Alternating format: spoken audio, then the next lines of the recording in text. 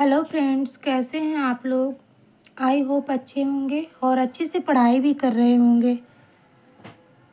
Friends, हम लोग doctor Baburam Saxena कृत संस्कृत व्याकरण प्रवेशिका में द्वितीय विभक्ति तक कवर कर चुके हैं। इसके आगे आज हम लोग तृतीय विभक्ति को देखेंगे। तो अगर आप चैनल पर नए हैं तो चैनल को सब्सक्राइब कर लीजिए और बेल आइकन भी प्रेस कर लीजिए। चलिए देखते हैं तृतीया विभक्ति। साधकतम करणम।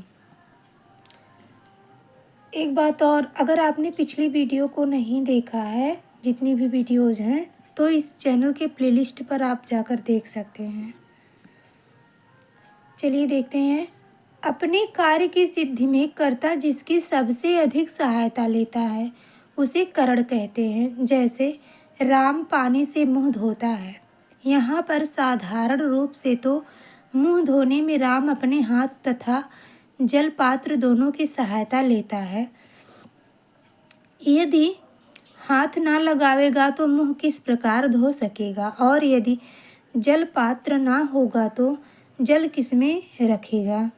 अस्तु, यह सिद्ध हो गया कि राम अपने हाथ तथा जलपात्र दोनों की सहायता लेता है, किंतु देखना यह है कि मुंह धोने में सबसे अधिक आवश्यकता किसकी पड़ती है। इस वाक्य में जितने शब्द का प्रयोग किया गया है उनके देखने से यह स्पष्ट है कि मुंह धोने में सबसे अधिक सहायता पानी की है, इसलिए पानी करण कारक है और से करण कारक का चिन्ह है। यानी कहने का मतलब ये है इस सूत्र का कि कर्ता मतलब जिसकी सहायता से अपना कार्य पूर्ण करता है, और वो मतलब जो इष्टतम सहायक होता है, यानी जिसकी सबसे ज़्यादा सहायता लेता है, तो वही करण कारक होता है।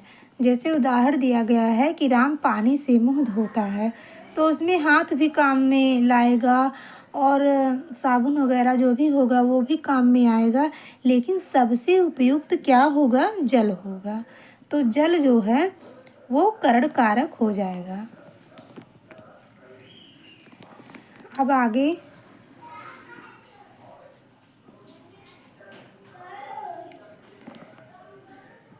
किसी वाक्य में जो सबसे अधिक आवश्यक या सहायक हो उसी को करण कहते हैं। मतलब किसी वाक्य में जो सबसे अधिक सहायक या आवश्यक हो तो उसे करण कहेंगे। जैसे पानी, मुंह धोने में पानी की सबसे ज़्यादा आवश्यकता है, सबसे ज़्यादा सहायक है पानी, तो वो करण कारक हो जाएगा। वाक्य से बाहर उससे अधिक भी सहायक हो सकते हैं, किंतु उनका विचार नहीं किया जाता।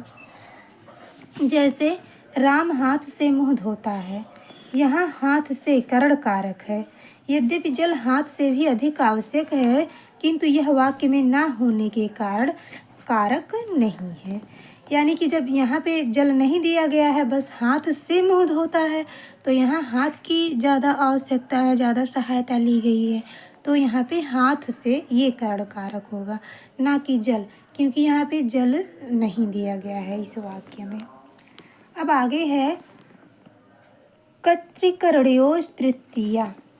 इसको भी देख लेते हैं। अनुक्त कर्ता। अब इसको पहले जानना आवश्यक है कि अनुक्त और उक्त कर्ता क्या होता है। उक्त कर्ता यानी जिसके हिसाब से क्रिया निर्धारित होती है, और जो भी सेंटेंस में और वाक्य रहते हैं वो सब अनुक्त रहते हैं। तो अनुक्त कर्ता यानी कर्मवाच्य तथा भाववाच्य में कर्ता अनुक्त होता है तथा करण कारक में तृतीया विभक्ति होती है। जहाँ पे करण कारक रहेगा वहाँ पे तृतीया विभक्ति होगी।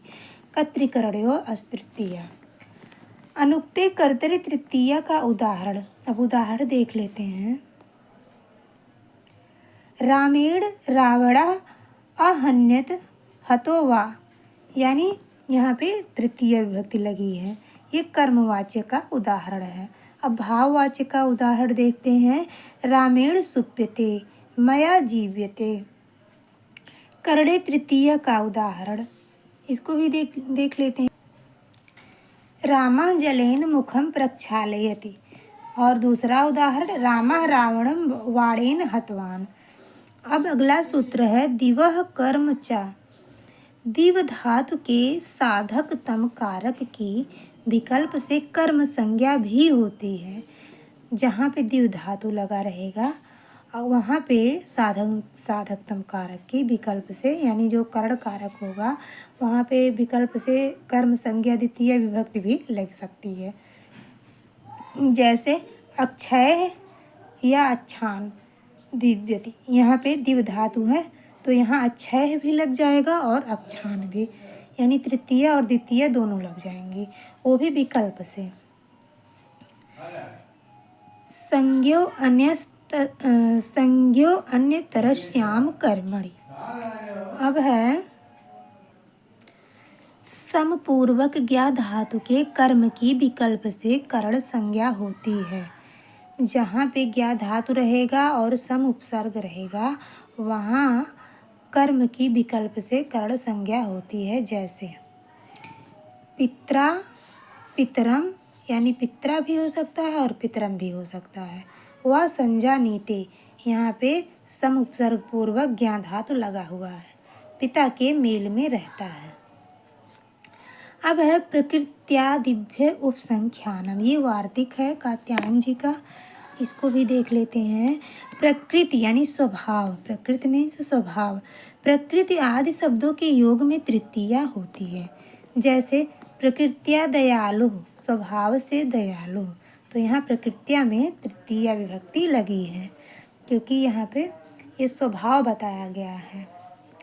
नामना सुतीक्ष्ण चरितेन शांतः, नाम से सुतीक्ष्ण नाम वाले किंतु चरित से शांत, यहाँ भी जो है प्रकृति बताया गया है। सुखेन जीवति, यानी इसमें तृतीया लगी है कि सुख से अर्थात सुखपूर्वक जीता है। शिशु क्लेशेन स्थातुम शक्नोति, बच्चा कठिनता से खड़ा हो पाता है। उसमें प्रकृति क्या बताई गई है? क्लेशेन यानी स्वभाव, प्रकृति में स्वभाव, तो यहाँ पे क्लेशेन तृतीया हो जाएगा। अर्जुन सरलतया पठति, यहाँ सरलता से यानी अर्जुन आसानी से पढ़ लेता है। इसमें भी स्वभाव बताया गया है, कैसे पढ़ लेता है? तो आसानी से पढ़ लेता है। इसी प्रकार गोत्रेण गार्ग्या सेमेनयति समेनयति विस्मीणयति द्विद्रोणेन धान्यम क्रीड़ाति इत्यादि प्रयोग भी होंगे। अब नोट है, यानी कि इन सब उदाहरणों को देखने से स्पष्ट है कि यह सूत्र प्रायः उन स्थलों में लगता है जो अंग्रेजी में क्रिया विशेषण या क्रिया विशेषण वाक्यांश कहलाते हैं, उसी को मतलब तृतीया विभक्ति कहा जाता है। अब अगला सूत्र है अपवर्गे तृतीया। इस सूत्र का पूर्ण अर्थ वस्तुतः कालाध्वनोर अत्यंत संयोगी जो सूत्र है, जिसको हम लोगों ने पढ़ लिया है, के साथ पढ़ने से निकलता है। फल प्राप्ति अथवा कार्य सिद्धि को अपवर्ग कहते हैं। अपवर्ग किसे कहते हैं? फल प्राप्ति को, यानी जब कार्य सिद्धि हो जाता है, कार्य सिद्ध हो जाता है तो वो अपवर्ग कहलाता है। और अपवर्ग के अर्थ का बोध कराने के लिए काल सातत्यवाची तथा मार्ग सातत्यवाची शब्दों में तृतीया होती है। अर्थात जितने समय में या जितना मार्ग चलते चलते कोई कार्य सिद्ध हो जाता है उस समय और मार्ग में तृतीया होती है। जैसे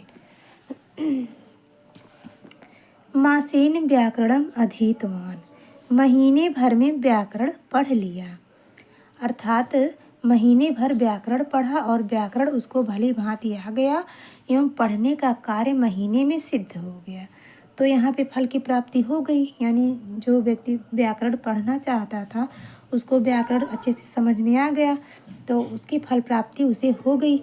यदि मास भर पढ़ने पर भी व्याकरण का अध्ययन समाप्त ना होता तो मासम व्याकरणम अधीतवान किंतु नायाता, ऐसा ही प्रयोग होता, क्योंकि उस अवस्था में मास में काला ध्वनोर अत्यंत संयोगी द्वितीया के अनुसार द्वितीया ही होती, तब वहाँ पे द्वितीया लगती। मतलब कहने का मतलब ये था अगर कार्य लगातार जारी रहता।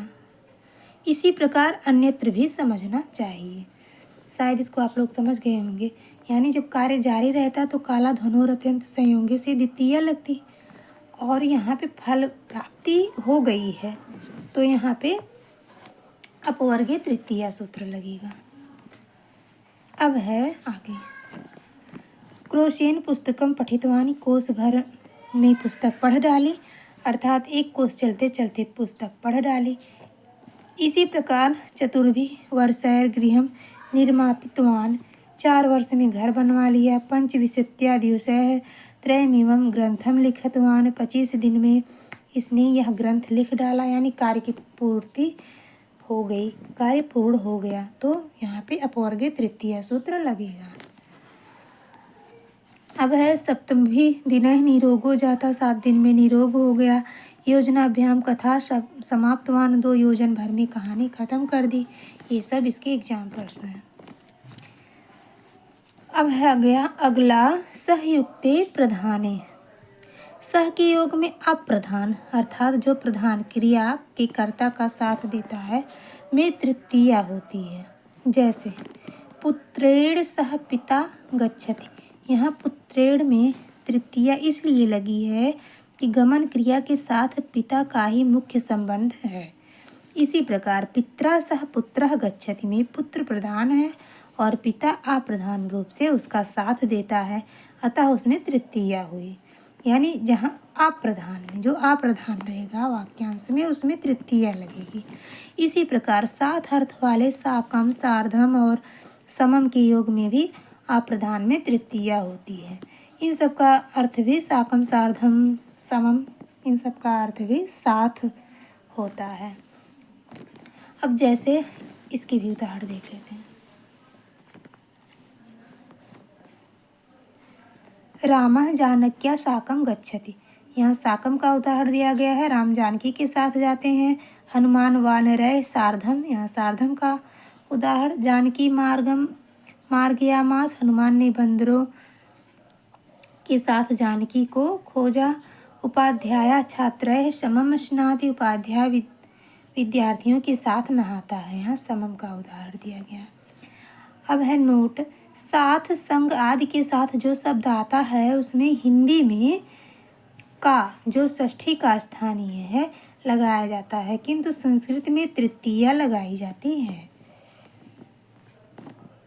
अब है अगला, पृथक विना नाना विस्तृतीया अन्यतरस्याम, यानी पृथक अलग, विना नाना शब्दों के साथ तृतीया द्वितीया तथा पंचमी विभक्तियों में से कोई एक हो सकती है। जैसे उर्मिला चतुर्दश वर्षाणि लक्ष्मणम लक्ष्मणेन लक्ष्मणाद वा पृथगुवास, यानी यहाँ पे जो है जहाँ पे पृथक शब्द आएगा, विना शब्द आएगा, नाना शब्द जहाँ पे आएगा उसमें तृतीया भी लग सकती है, द्वितीया भी और पंचमी भी। तो चाहे आप उर्मिला चतुर्दश वर्षाणि लक्ष्मणम करिए या लक्ष्मणेन या लक्ष्मणाद। पृथगुवास, उर्मिला 14 वर्ष तक लक्ष्मण से अलग रही। रामेण रामम रामाद विना दशरथो न जीवत, राम के बिना दशरथ नहीं जी। तो यहाँ रामेण चाहे रामम चाहे रामाद एक लगा सकते हैं। जलम जलेन जलाद, विना कमलम स्थातुं न शक्नोति, जल के बिना कमल ठहर नहीं सकता। इसमें भी चाहे जलम चाहे जलेन चाहे जलाद। कौरवाः पांडवेभ्यः पृथक वशन, कौरव लोग पांडव से अलग रहते थे। विना या वर्जन अर्थ का वाचक होने पर ही नाना के योग में द्वितीया तृतीया या पंचमी होती है। जैसे नाना नारी निष्फला लोक यात्रा, अर्थात स्त्री के बिना लोक यात्रा या जीवन निष्फल है। अब है अगला सूत्र, ये नांग विकारा, इसको भी देख लेते हैं। जिस विकृत अंग के द्वारा अंगी का विकार लक्षित हो उस अंग में तृतीया विभक्ति होती है। जैसे अक्षरा काड़ा, एक आँख का काना। देवदत्ता सिरसा खलवाटो अस्ति, देवदत्त सिर का गंजा है। गिरिधरा कर्णेन बधिरा, गिरिधर कान का बहरा है। रमेशः पादेन खंजा, रमेश पैर का लंगड़ा है। सुरेशः कट्या कुब्जा, सुरेश कमर का कुबड़ा है। यानी इसमें अंग विकार है तो यहाँ पे तृतीया लगेगी। तो फ्रेंड्स, इसके आगे के सूत्रों को हम लोग कल देखेंगे। अगर आप चैनल पर नए हैं तो चैनल को प्लीज़ सब्सक्राइब कर लीजिए।